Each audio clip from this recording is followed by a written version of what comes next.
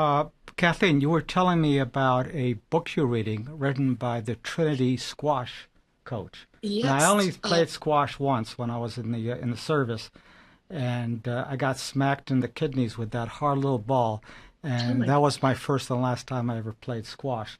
I stayed with handball that has a soft ball after that. Wow. Well, I'm reading a book. It's called Run to the Roar. Run to the Roar, Roar, by Paul Asante, who is the coach of Trinity College. I've never even seen a squash game, but he's the coach. They, in this book, it's over 200 consecutive wins, non-beatable, and I mean, I think if you like squash, this book would be amazing. And it's already amazing to me, even though I've never even seen a game, because he writes as the coach about his method. And the Run to the Roar is about his metaphor. In Africa, the lions chase the antelope.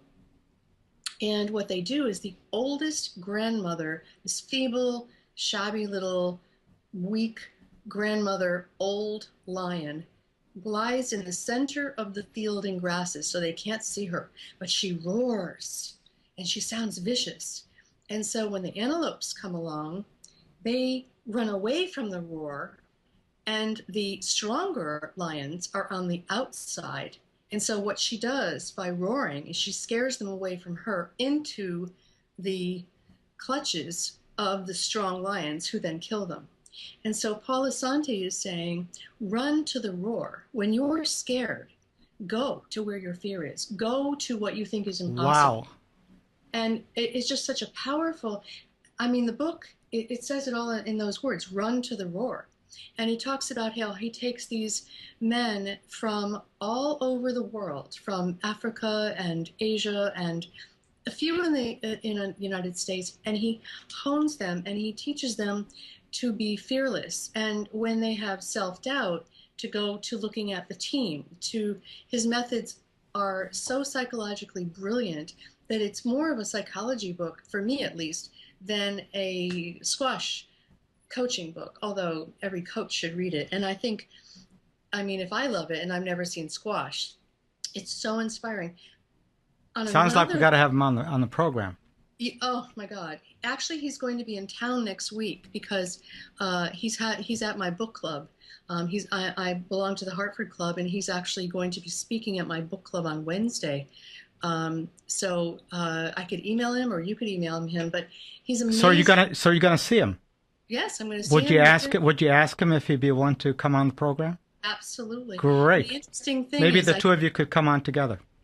ooh, that would be lovely. You know, the interesting psychological part of this is, as powerful and effective as this man is, and we don't know how the story has ended.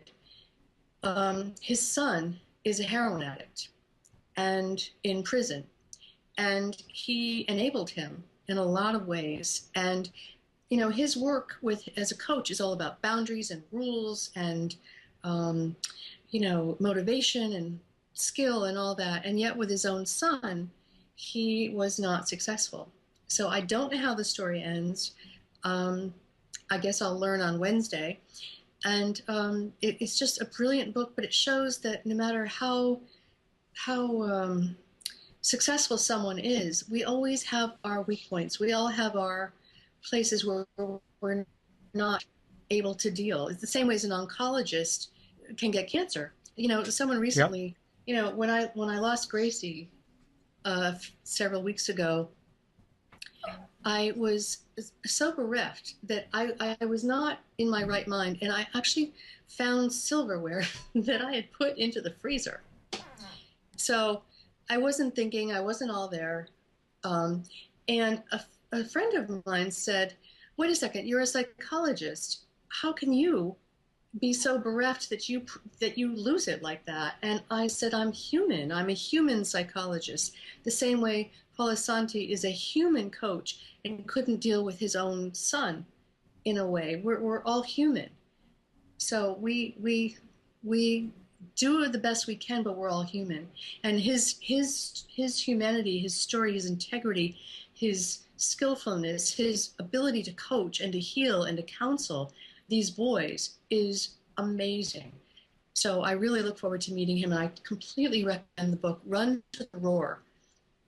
Definitely, definitely, we'll get that whether he comes on the program or not.